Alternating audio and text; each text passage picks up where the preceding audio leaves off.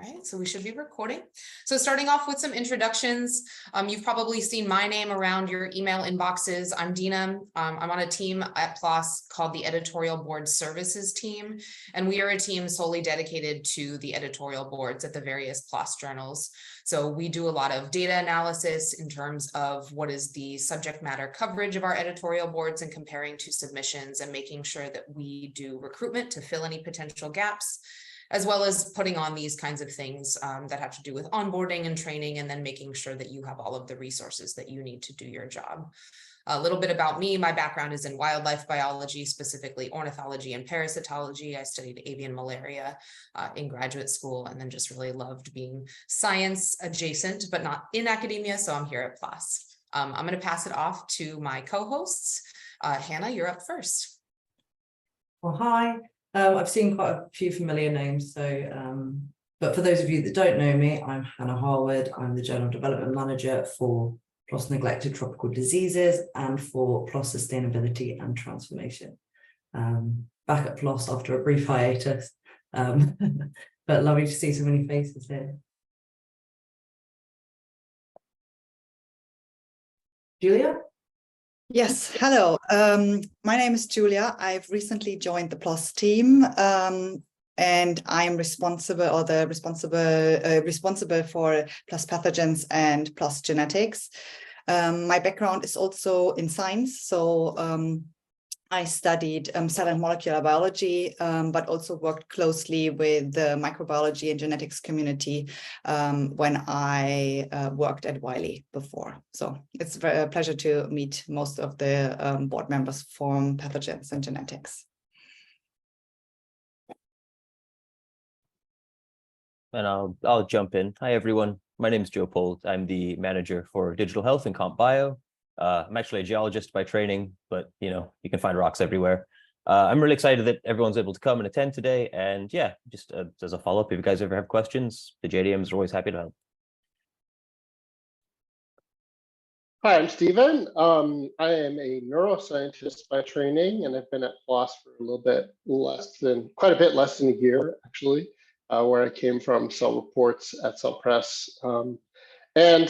So my job, I've got this weird title, Associate Editorial Director, and all that means is that I have responsibility for like editorial stuff at the journals that all of you represent. So thanks for coming, and it's nice to see everybody. And I do have a pre-built poll in here for you all to fill out. And so I'm going to display it now on the screen. And I do ask that you fill this one out. And I know that you at registration selected what journal you're on, but we're going to try out this new thing. If you are staying for the breakout rooms, if you answer with your journal in this poll, it should automatically sort you into the appropriate breakout room at the end of the presentation. So please be sure to select that first question in particular. And then once we get all the responses, I'll end the poll and display the results so you can see who's joining us from where. If we have anyone calling from Antarctica, I will be very impressed. I always want that. I always have to put that in there. And so far, we haven't had anyone calling in. I'm kind of hoping that someone's on a research vessel somewhere calling in from Antarctica, but haven't yet seen it.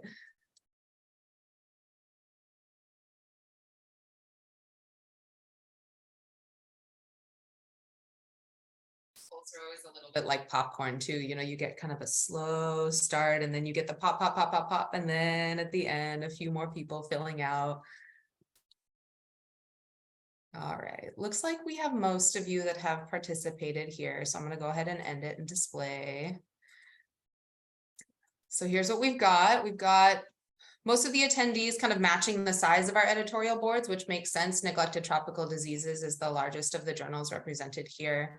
And then, yeah, our kind of older journals, let's say, Comp Bio, Genetics, NTDs, and Pathogens. And then our newer journals as well, Digital Health and Sustainability and Transformation. Thank you so much for joining us today. Looks like we have some pretty experienced folks on the call too. Very cool to see.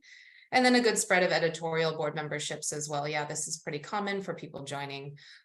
Good to see that some of you here, this is your only experience with the editorial board membership. So this should be good content for you here. And then most from North America, which makes sense in the time zone. Perfect, cool, thank you. And again, welcome. So let's go ahead and get into it. All right, so here's a brief intro to the various roles on the editorial boards. And so everything you see here, and I will be sending these slides out later on. So anything that is underlined is going to be an active link. So the content of this presentation, it's going to be a lot.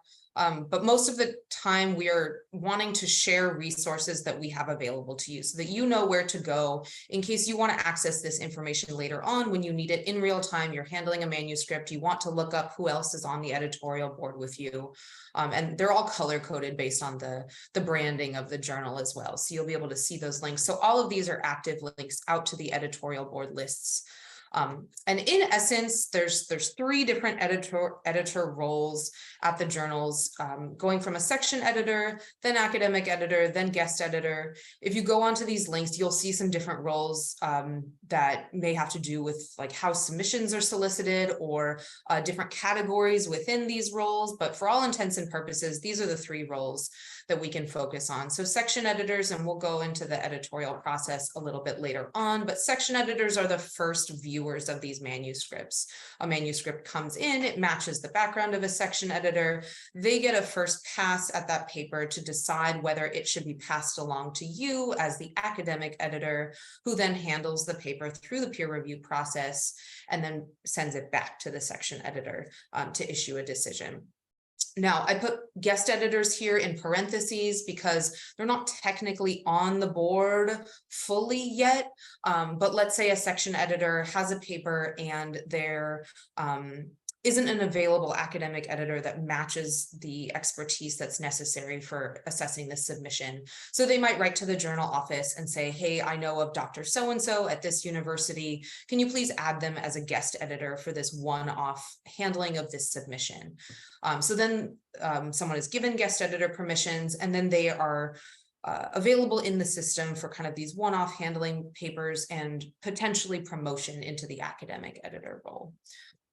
So that you won't find them listed on the website, which is why I put them in parentheses here. Cool. And then you should be very familiar with this at this point, but the academic editor role in sum is to handle a paper from the initial assessment of deciding whether to send it out for peer review or not, all the way through to a final decision that is then sent to the section editor for approval and then communication to the authors. So we'll get into all of the steps within that role here. But you do have that autonomy as an academic editor to shape the published literature and also be a representative of PLOS too, as a member of the board. Cool. Again, so I'm going to go through this a little bit quickly. Again, like as I mentioned, everything is an active link in here. So this links to our full code of conduct that's listed on our website. But we do take publication ethics in particular very seriously here. So this is a code that we expect all members of the editorial board, regardless of which PLOS journal they're on, to adhere to. Perfect. So as I mentioned, this is going to be quite a bit of information, and it's also going to be split between the technical aspects of navigating editorial manager, as well as the more qualitative guidelines for handling submissions as an academic editor. And all of this material will be linked in this academic editor guide, which has these contents about both editorial manager and editorial guidance. So this is going to be your favorite link. You probably want to bookmark this.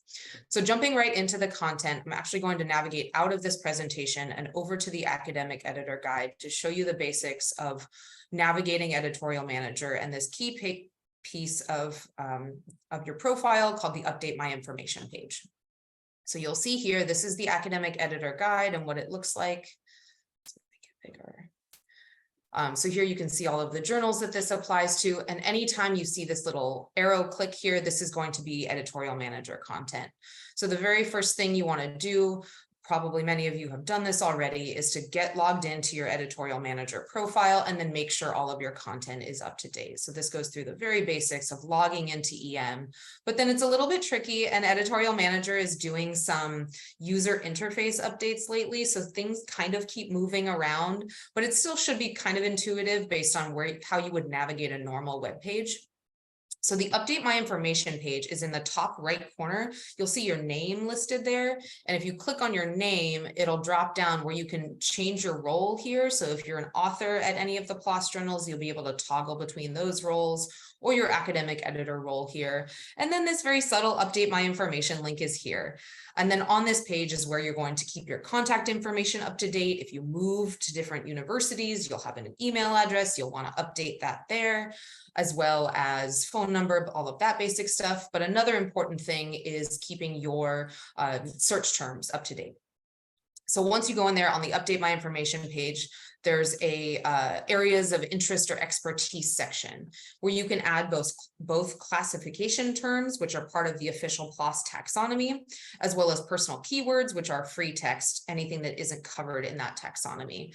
And I bring this up and I'm showing you these screens because this is very important in terms of ensuring that section editors are able to find you in the editorial manager system. So they have a manuscript, they have terms on the paper, and then they're going to look for potential academic editors that match those terms. So if they have birds in a paper, for example, they're going to search birds in Editorial Manager to see who on the academic editor list might be suitable to handle that paper. So that's important to keep your information up to date as well. Another key thing that you can do here is adding unavailable dates. That's also here in this screenshot. Let's go up to the guide here, setting unavailable dates. This is really important if you're going to be out of the office, you're not available to handle manuscripts. You have the ability to go in and mark yourself as unavailable in Editorial Manager. So that one's all the way at the bottom. You'll see this little date that just for this little button that says unavailable dates. And then it's pretty straightforward. You go in, you add your start and your end date. And in the reasons in particular, you put whatever reason you're going to be unavailable, but then also specifying if you're available to handle revisions of the papers that you're currently handling.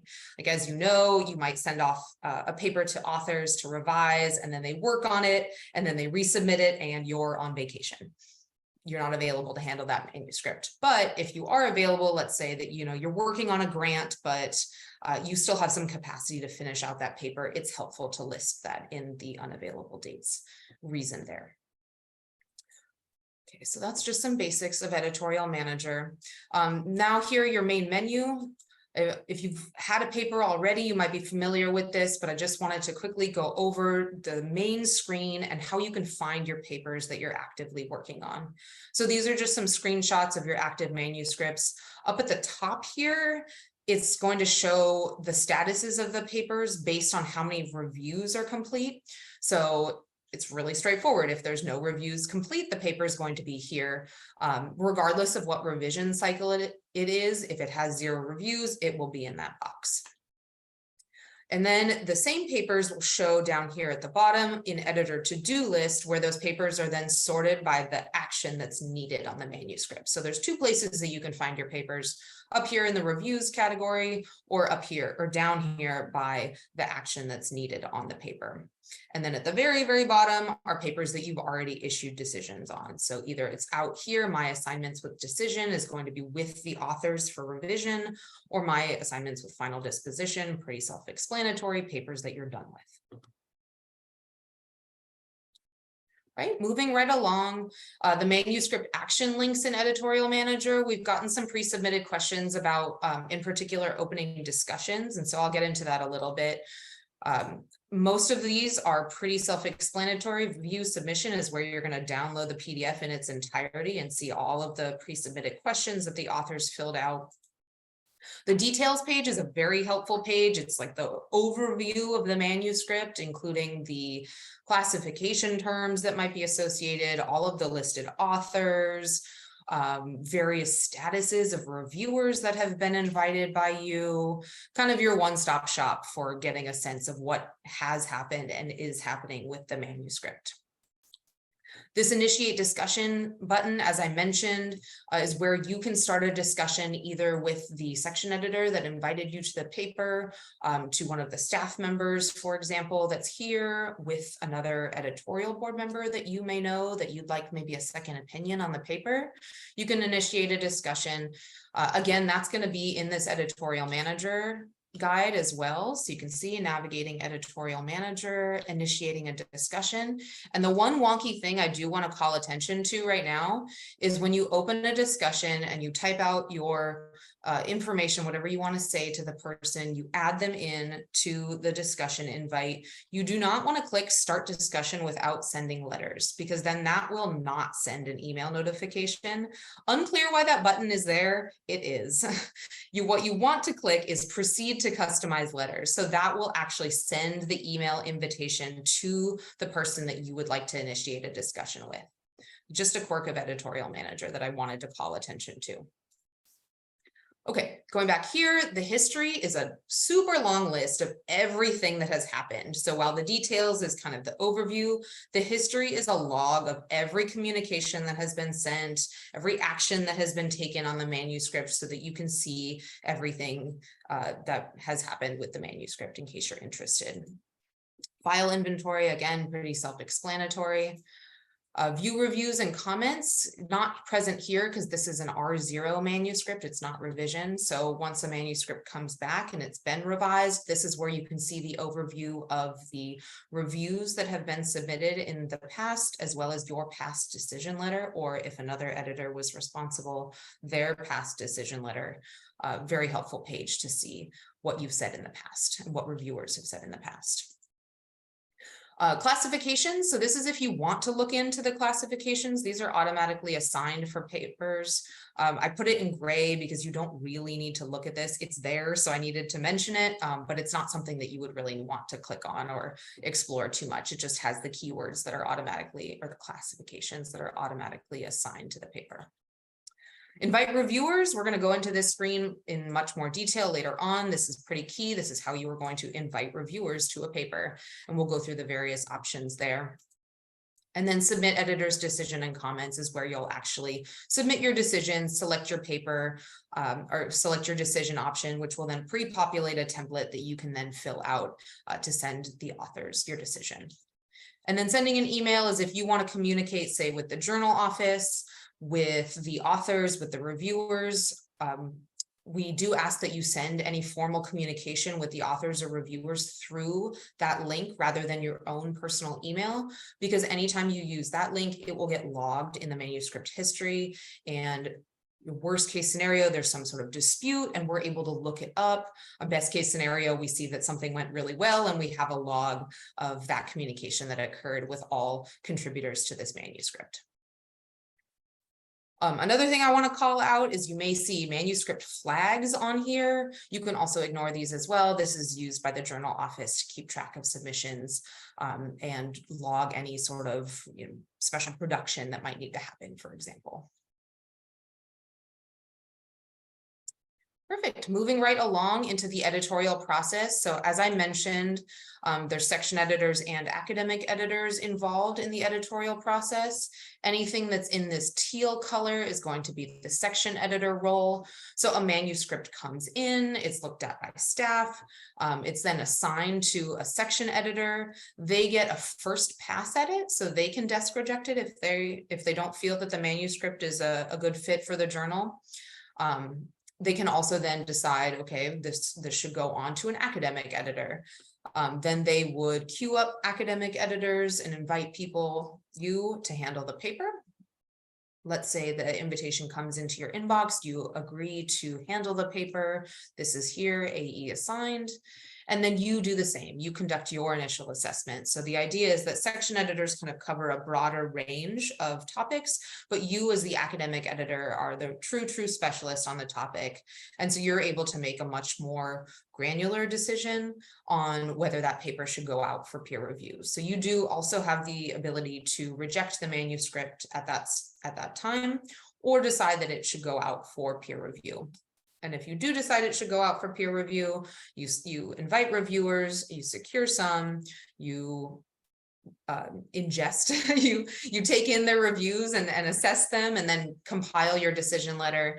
And then you write up a decision that gets then sent to the section editor, who then approves that, or maybe comes back and discusses further. And then eventually that decision will get sent to the authors.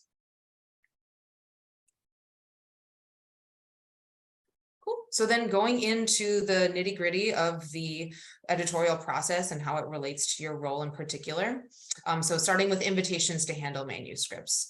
So the way we have this academic editor guide structured in addition to the editorial manager content is anytime that you're at kind of like a fork in the road on the manuscript handling process, we want to make sure that you have resources at that stage.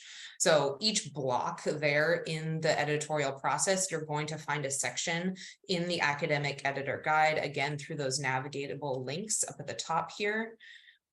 Anything in the editorial process. So invitations to handle manuscripts. This is where all of this content that is in the presentation here is going to be in this academic editor guide. So you're here at this first fork in the road, a manuscript invitation has come into your inbox. How do you decide whether you should handle that manuscript or not?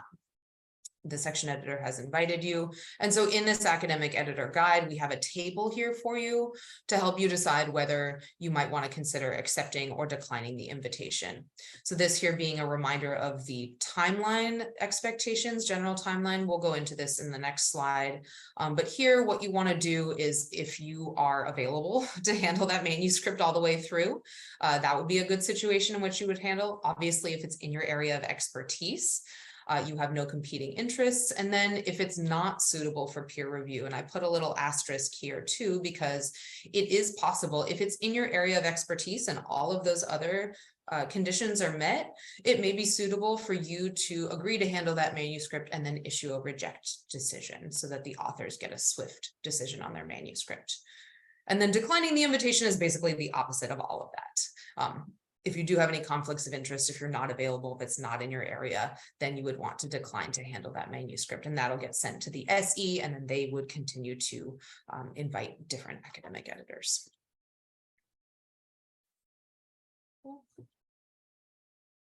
Okay, so this is the peer review timeline I mentioned, and we recognize that this is a volunteer role for you. You do have other things going on, but as you know, as authors yourselves, speedy publication is very important.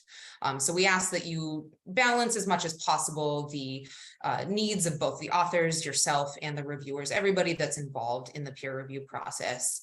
So this is kind of our idealized timeline here. Like you agree to handle a manuscript that at the end of this block here is like day 0. Within 3 days, you've decided whether to send that paper out for peer review or not. If you do end up sending it out for peer review, then you spend about 2 weeks looking for reviewers and inviting and hopefully getting them to agree to review. Then they have 2 to 3 weeks to write up their review and get it to you. And then once all of those reviews are in, then another 3 days to read over them and read the manuscript as well, and then put it all together into a decision letter to be sent to the authors. And then repeating for each revision cycle. So then going into the initial assessment, I'm actually going to pass this one off to Hannah to present because this has to do with assessing the scope of the journals themselves. Yeah, thanks, Dina. So obviously, once you've decided to accept the invitation to handle the manuscript, you'll be looking at the initial assessment like Dina just alluded to. So you'll be assessing the fit for the journal using your own subject area expertise. And then based on your expertise, you can determine whether the paper fits the general scope, as well as meets the bar for novelty and impact in your field and for the journal. So obviously that bar does vary journal to journal. And so there might be cases that you're not sure. And in those cases, I'd encourage you to start a dialogue with the assigned section editor or other AEs on the journal. And you can do that using the discussions action link. So thanks, Dina, for sharing that already. That can be really helpful. And obviously, if you have trouble with that, the journal office is always around to help with that. So, I mean, following on from that, based on your initial assessment, you'll decide to either send the paper for peer review or to reject without review. And in those cases that you do reject the paper, whether that's with review or without review, I always like to remind people that there is actually the option to reject and transfer the paper to another PLOS journal, if it would fit that scope, obviously, or you have an idea that it would fit that scope. I don't believe we're going to go into it in detail right now, but if you have questions about it, you can always contact the journal office, and we're happy to help. So back to Dina to talk about finding reviewers, I believe. Yeah, perfect. And the last thing I wanted to call out again is this academic editor guide, your best friend. If you go into this section here, and we kind of intentionally left this part a little bit vague because it does vary journal by journal. But what we did do is we linked out here to the very bottom. You're going to find your journal, and it's going to find your journal specific links to the website where that will have all of the information that you need. So let's say you're an editor on PLOS computational biology, you're going to want to look at this scope and publication criteria link, and we have that here for each journal, as well as Hannah mentioned, the contact information for each journal if you're not sure. And then your editorial board members if you do want to open a discussion for further consideration. So all of the resources are here for you. Perfect. So then going into finding and securing reviewers. So as I mentioned, this is kind of split between the guidelines for securing reviewers, as well as like the technical aspects of inviting them in editorial manager. A couple of things that I definitely want to call out for you in EM. So I think that you're all probably pretty familiar with this. What makes a suitable reviewer? So we do have a very handy checklist here in finding and securing reviewers. So we have, as I mentioned, publication ethics is very important here. So here's some required checks that you need to make sure that your potential reviewers are not meeting. Like if they don't have any potential or perceived conflicts of interest, then they're okay to invite. And then up here are the kind of recommended checks. Of course, like you have the autonomy to invite who you feel is the most suitable, but here's generally the criteria that we apply when you're looking at who would be a potentially suitable reviewer for this manuscript. And then we have all of these tips and tricks. This is everybody's favorite topic / least favorite topic because it's very difficult to secure reviewers sometimes. So we have some tips for how other editorial board members approach this. They kind of start with their tight circle of people they know, then expand out to maybe people whose work they know of from conferences, and then a broader database search. And we'll get into that a little bit later.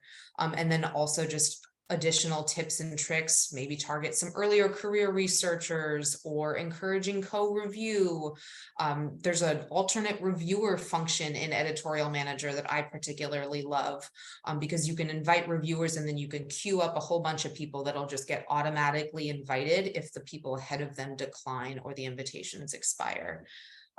Personalizing the invitations can really help. We'll go into that as well. You know, all of these different strategies. I've had some people who keep a spreadsheet of personal reviewers that they know are great reviewers and they kind of go to them frequently, all types of stuff. Okay.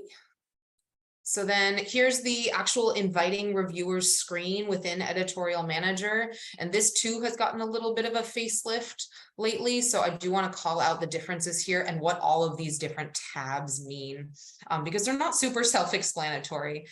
So the very basic one is my publication, which I call a direct search. So this is if you know someone that you want to invite to be a reviewer. Let's say you know them personally, so you have their verified email address. You can select this option, and then that's your basic kind of Boolean search where you can input their email address and type that in and then search for them within the database and then select them to invite to review the paper.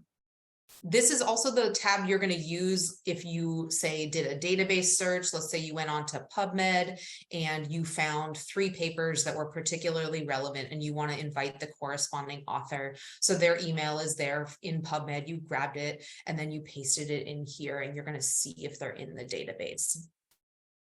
So that's how you're going to email them. I do want to jump out for just a second because there was a question that was asked about how to invite someone who isn't in the database.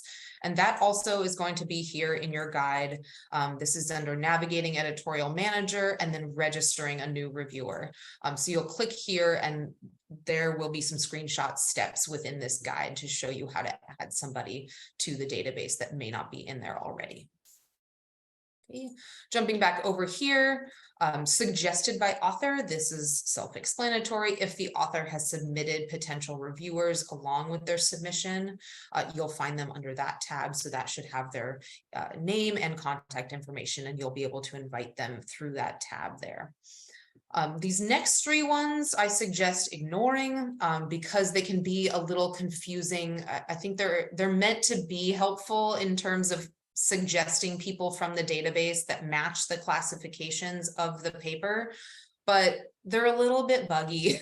I would honestly just kind of ignore those three because I don't think that they're particularly helpful. I think that knowing people or looking on external databases, getting suggestions from the author, and then this last integration that I'm going to cover are much more helpful sources of potential reviewers. So this last one is a add-on service that we pay for and provide to you within Editorial Manager called the Web of Science Reviewer Locator. So this is an integration in EM that automatically digests the paper that you're working on and then combs the Web of Science database and then suggests up to 30 potential reviewers for you to consider inviting to that paper. So you'll go onto that screen, you'll click it, and it'll automatically just go and it'll pop up with 30 potential reviewers.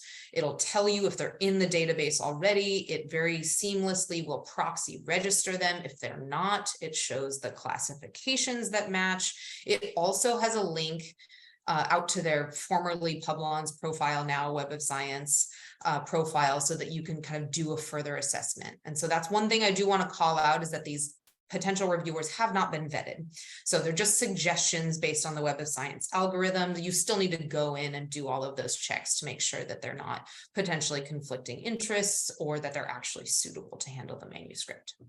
And like I said, all of this is also covered in the academic editor guide, screenshots to all of these different processes as well. Cool. And then, as I mentioned, this is the screen that you'll get to once you have a list of potential reviewers. You can select whether to invite them, and that will send the invitation off immediately, or select them as an alternate where you can queue them up to be paced out automatically. And then here on this screen is where you would customize the invitation. So the user interface isn't super beautiful, but this is our standard invitation template. And then you would click customize and you'd say, hey, Joe, remember when I saw you at that conference? You were so great. I would love for you to review this paper, something like that. Cool. And now I'm going to pass it off to Stephen to talk about what to do once you have those reviews that have come in.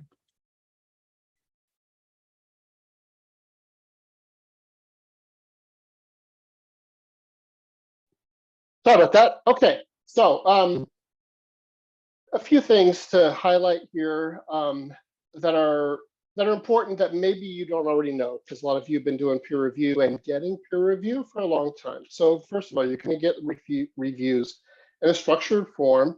And the first thing you're probably going to notice, because this is the real world and not the world all of us wish we lived in, is that the reviewers aren't necessarily going to agree. Oops, I got to close the door. There we go.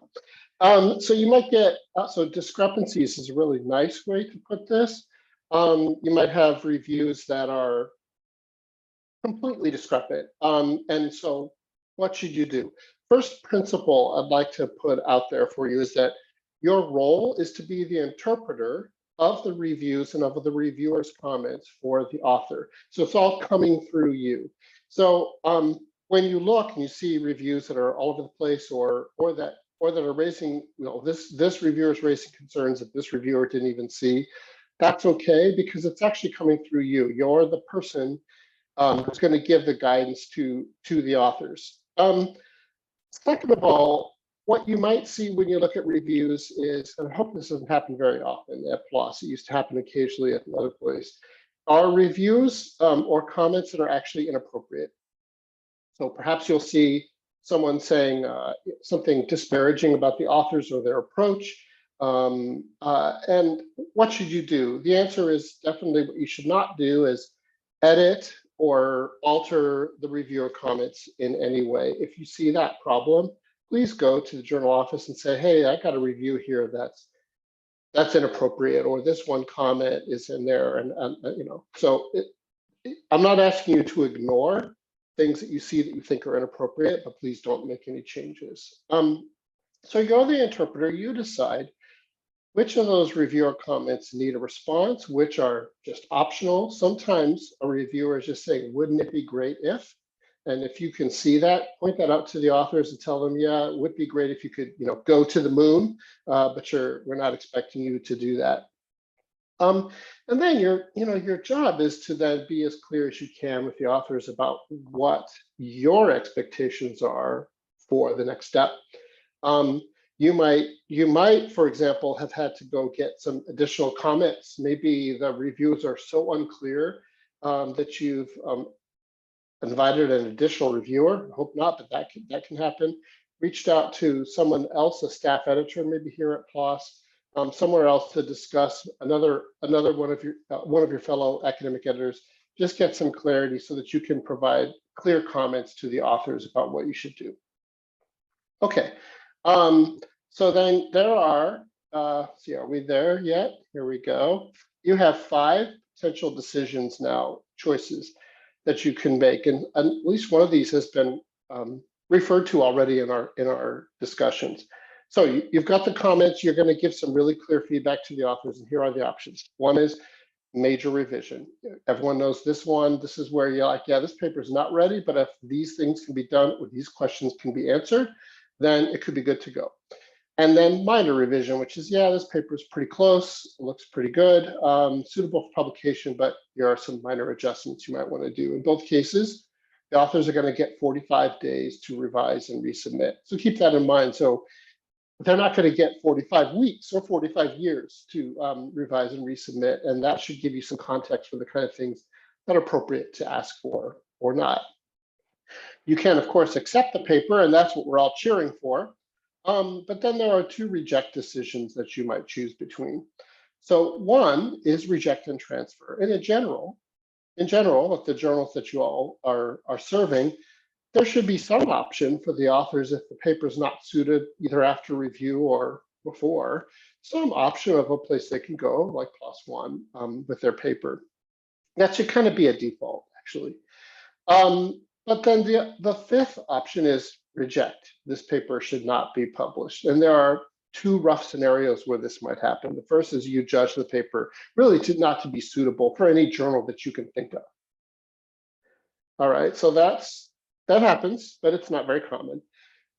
The other reason you might use this decision, though, and this has come up, is something called, this has come up in our earlier discussion, something we call an open reject, where you might reject the paper, but provide some pretty specific guidance on, look, we're not going to consider this paper further, but if you can answer these questions, let me know, and then we might proceed. What you're doing is inviting an appeal, a separate process that will happen elsewhere that could result in the paper getting reopened and reconsidered. Those are your 5 options, and that kind of covers everything, right? There's lots of good choices in there. Okay, so a decision letter. I mean, here's where you earn your substantial compensation. Hannah is telling us those decision times in there. Sorry, the revision times of 45 days are no longer accurate. Is that right, Hannah? Yeah, I believe these are the same across all the journals, and I think a major revision is 60 days and a minor revision is 30 days, but we can go in and edit those. Oh, That's the same amongst the journals. I just want to point out that the average is 45, so on average, both of those answers are still correct. But anyway, so 60 and 30. By the way, those aren't the kind of hard and fast rule, I don't think, that ends a paper or anything like that, but that's the guidance that the authors are going to get.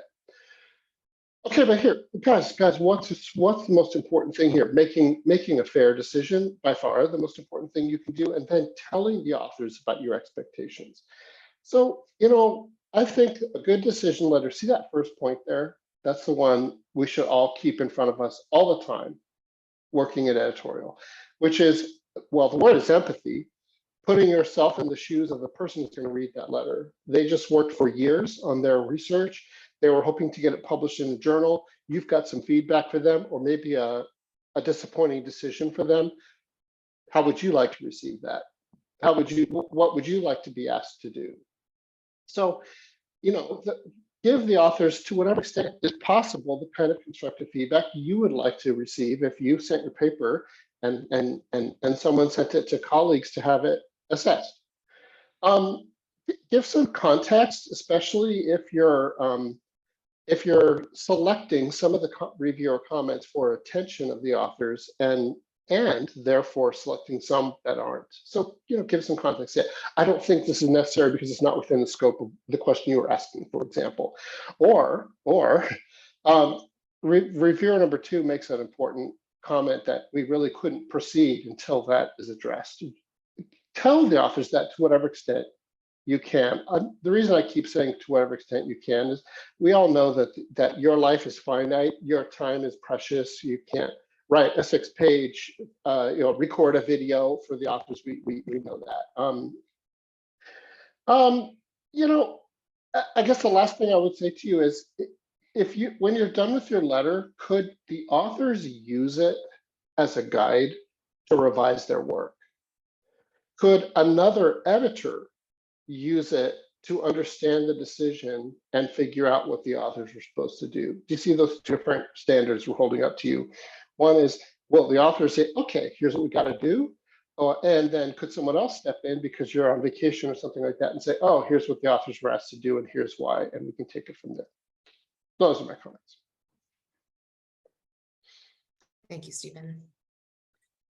Jumping back over here to our presentation. So we recognize that was a lot of information. So what we wanted to make sure that you had as a major takeaway of this presentation is where to find this information again when you need it in that point in time. So this slide is kind of your summary slide of where you're going to find all of the resources that we mentioned here, and then even a little bit more. So for each of your journals, you have what is a guidelines for editors page, and that is going to have all of your links. I'm just going to click on computational biology as the first one here, and they all look exactly the same, just with the appropriate journal mentioned and the appropriate journal content.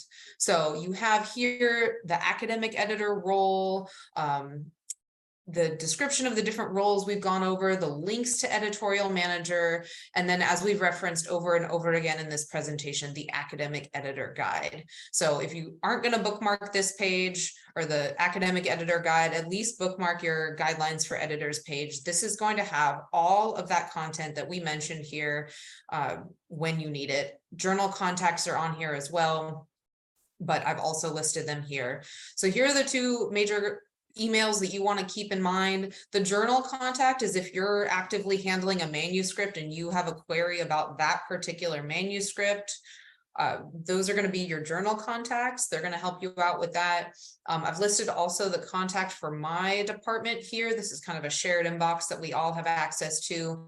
This is more if you need support in your role in particular, if you are having trouble updating your contact information, but also more generally, like in particular about the resources. If you have a question more generally about how to interpret some of the guidelines, that would be something that you would contact my team about, as opposed to the journal office here. Cool. All right, I'm going to go ahead and stop the screen share now, and let's go ahead and get into our Q&A. Give me a moment. Let me just pull up the questions that were pre-submitted ahead of time. I know we answered some of them in the presentation, but I wanted to make sure that we addressed those as well. Let's see. So there was this first question here was, how do we ensure consistent standards across a large and diverse board for each journal? I'm wondering if the person who asked this question is on the call and can maybe expand on that a little bit more.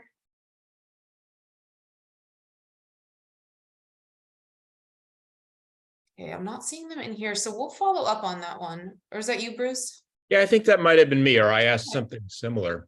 Yeah. So I've been an AE for about 10 years. And one piece of feedback that I get from a lot of our authors is the experiences vary by a lot depending on which AE they draw for a manuscript. And in the 10 years, I think that board has met precisely once. So there are people with different ideas about what the journal represents. And it's a strength of PLOS that we get input from a large community, but it's a weakness that authors perceive that it's kind of a crapshoot.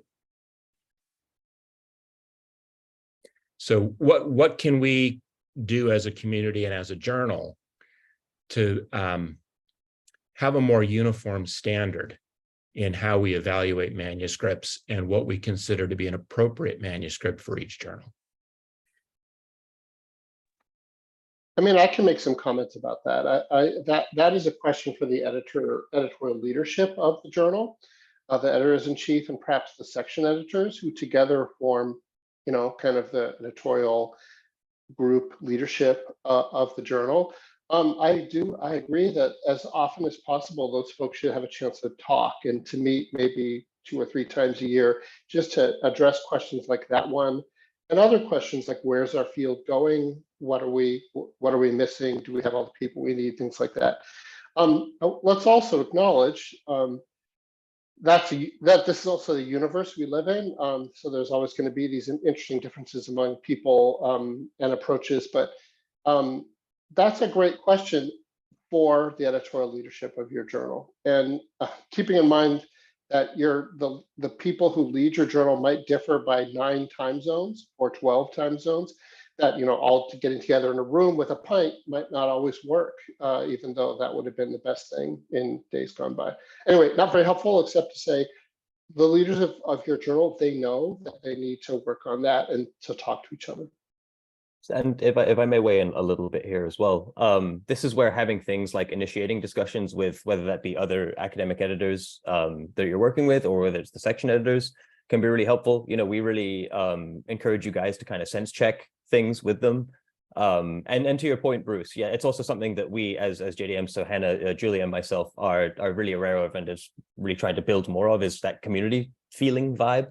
And so I can't speak for Hannah and Julia, but I know personally for digital health and comp bio, we're putting a lot of time into just sort of introducing section editors to each other. And then the follow-up from there, sort of in the second part of that project, is then introducing all the academic editors to the section editors. And just as an email of like, hey, just so that you guys are familiar with each other and don't feel sort of so weird about reaching out for discussions, initiating discussions, that kind of thing.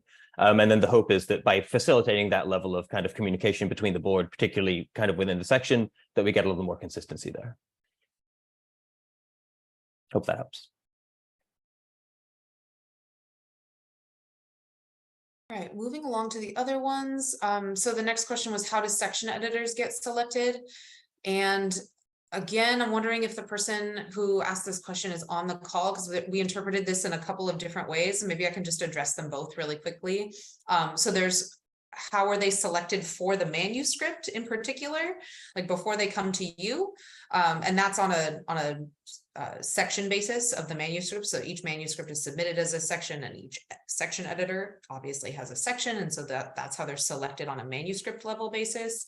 And then the other question is about the criteria for becoming a section editor. And then my team, we do have a list of criteria for becoming a section editor, and I can go more into that in a follow-up if you're interested. Okay, so the next one was about a demonstration to finding reviewers. We went over that. And so then, is it possible to change the default return time 10 days for reviewers, because that is a little bit short? So 14 days is already the default, but you can change this before you send a letter. Again, we want to caution you in terms of keeping the authors in mind as well. You know, everybody values a very speedy manuscript evaluation process. So it's always that balance between what the authors are looking for and then what the reviewers and yourselves as academic editors are volunteering to give your time to. So yes, you can make those adjustments that, you know, best fit within your field, but also keeping in mind the needs of the others involved in the manuscript. And if I can jump in quickly, Dina, on this one, a thing that we've seen is sometimes that can be misinterpreted on that is that the numbers that you see, you know, the deadlines, 30 days, 60 days, those are not like hard deadlines and that the paper is ripped from your hands by God. Those are really just the days when those are the dates when like auto reminders start getting sent. So just for your guys, FYI, when it says 60 days for major revisions, day 60 is when the journal office will start sending reminders saying like, hey, the paper's overdue. It's nothing really beyond that. And as long as people are sort of communicating, facilitating communication with this, like nothing's going to happen. We just want to be kept in the loop.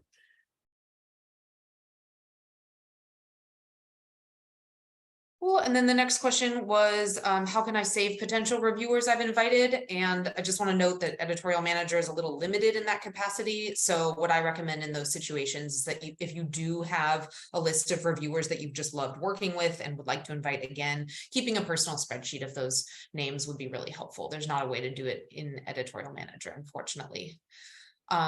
So then the next question is about an APC discount offered to academic editors, and we don't have a particular discount just for academic editors, but academic editors are able to apply for our fee assistance program. And in my follow-up email, I'll link all of the information there, and that will be part of the submission process that you would submit that there.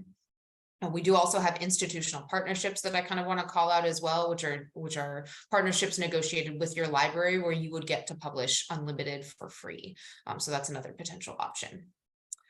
How do you select academic editors for each paper? I believe we covered that as well. That's the section editors that are doing that and based on your classifications and keywords. So again, important to keep those up to date. And then the next question was, how many reviewers are usually invited before securing the required number?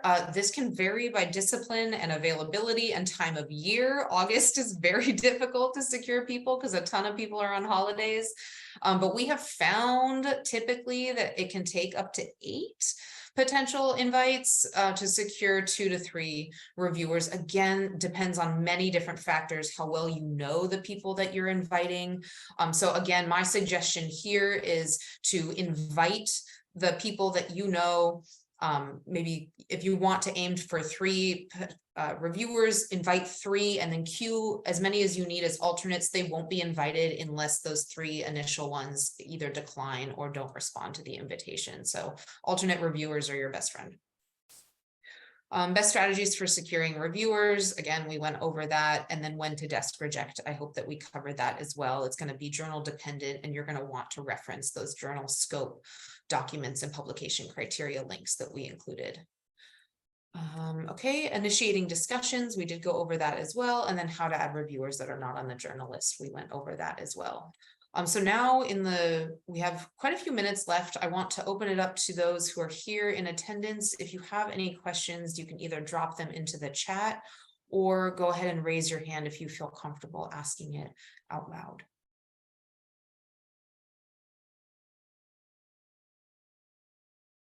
Okay, Tasso, go ahead. Yes, thank you very much for this information, very helpful. A general question may be difficult. Sometimes I see manuscripts where I think the science is fine, but the language and the presentation is just so awful that it will never make it. Is there a general policy what to do with such manuscripts? You're there. Let's see.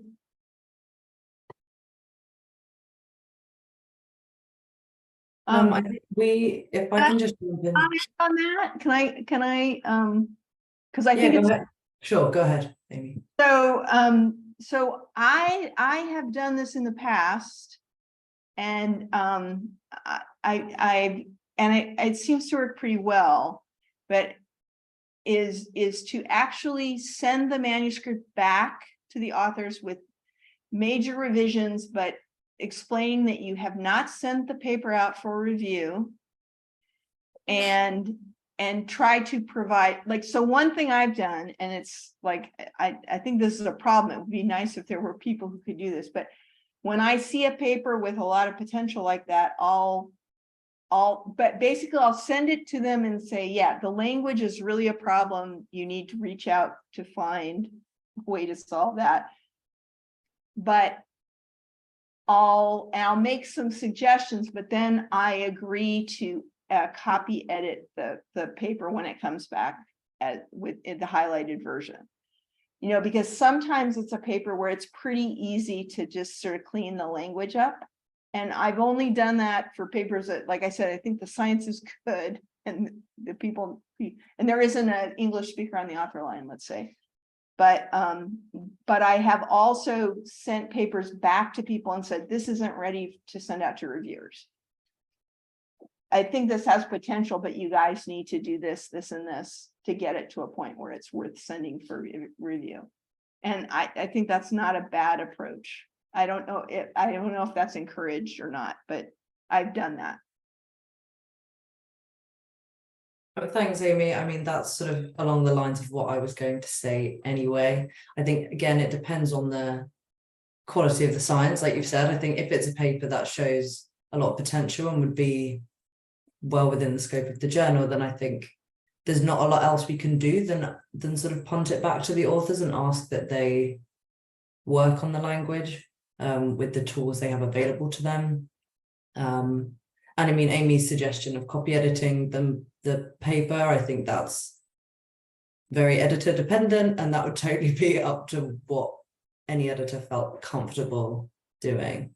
But I think all we really have in our arsenal here is to sort of punt it back to the authors at that point, unfortunately.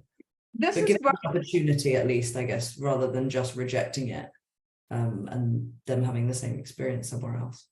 This has often been discussed, but if there was some way to provide some level of copy editing service, or like even assign someone like me to do that, because I think just some of the papers, like grammatically, they just can't be published the way they are. But again, the science is okay. I mean, you can understand what's going on, but it's just written so poorly.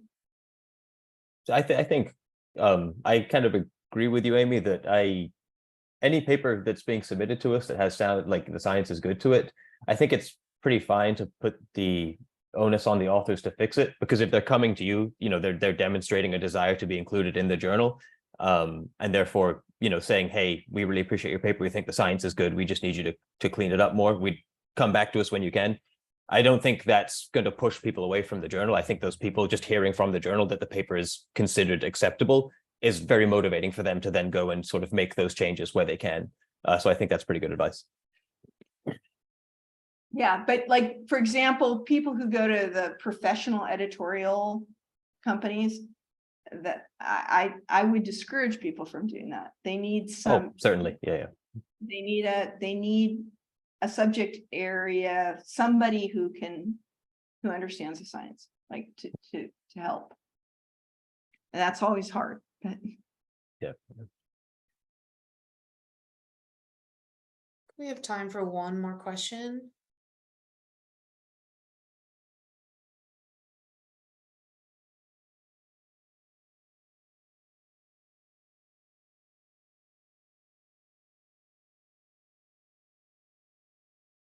the issue of sending revised manuscripts back to reviewers, like I feel like we should do everything humanly possible to avoid that. Sometimes you have to, because of a technical, it's like you need the technical expertise. But I think to preserve reviewers, we need to make those decisions based on their responses when possible. Like I said, always exceptions, but I think I see a lot of, I guess, more like papers I submit, they keep sending it back, and I think we have to make decisions. So yeah, I would support that, Amy, and I think again it's paper and subject and expertise dependent, but I guess part of that revision reassessment is looking, or the bulk of it is looking at how the authors have responded to the reviewers as an AE.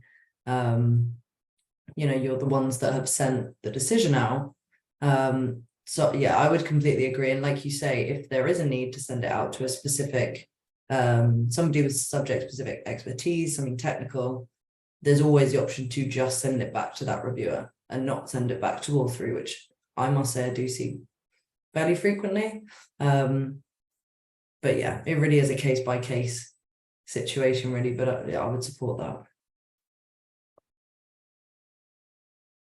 Okay, and there are just a couple of quick questions in the chat I wanted to make sure that we addressed out loud here. The first one was from Amy about, can you explain the process to transfer to PLOS One, for example? So in the academic editor guide, in the reject and transfer information, there's links to provide more information about each journal. So we don't expect you to be an expert on every single journal that PLOS has, especially as we launch more. But there will be an option if you select reject and transfer within Editorial Manager. It'll have a drop down right there where you can select the journal that you want to transfer to. And then within that academic editor guide, it links out to descriptions of each of the different journals where it can talk about the scope and the publication criteria for each of the individual journals so that you can kind of do a little comparison of to which one might be the best consideration. PLOS One is our journal of all of the things, so it stands to reason that it's probably going to be within scope of PLOS One, so that's your easiest bet. But we do have other journals as well that might be a better fit, for example. Bruce asked about adding a link to the information for editors within Editorial Manager. I do believe that's possible, but I'm going to put a little asterisk in there that I will need to follow up with our Editorial Manager team, because Editorial Manager is a platform that we use from another company. So there's limits to what we can and cannot do on various screens, depending on whether they're shared between publishers. So I will look into that. And I agree that would be really helpful to just have that right there when you're in the system. Okay, and there was one more question from Pamela about what is the process for co-review. So this is a pretty informal process. I would need to check in each of the individual journals, but on PLOS One, for example, in the reviewer form, there's an optional field where you can add in if anyone helped you with this review. So it's very common. Let's say you invite a PI to review the paper and they invite their graduate student to come and help out with that review. They can then list their grad student there, even though they were the main person that invited. So if that option is not available in Editorial Manager, that's just a matter of you in communication with people out at conferences, in your networks, just encouraging that practice to both provide that learning experience for the more junior reviewers, as well as help you out, because then that, you know, maybe more senior person knows that they can then get help with their review. So that's the process for co-review. Pretty informal, but can be really helpful in kind of lessening the responsibility. To dovetail onto what Dina just said there quickly as well, is there's also for people who might be good candidates or you think would be good reviewers, but kind of need to prove themselves a little bit first. That's another kind of point of the guest editor role. So not just we don't have expertise in this area, we need to find someone with that expertise. It's also a good example if you have a student or a colleague who is more early career and they're looking to get some experience. It's sort of like, since it's a temporary academic editor role, it's a good way to see sort of how they manage it. And then if they do a good job, there's pretty much always a clear path to joining the editorial board. Cool. Thanks, Joe. All right, we're a few minutes over of our allotted official presentation time. So I do want to go ahead and I'll go ahead and stop recording right now. But just to, so like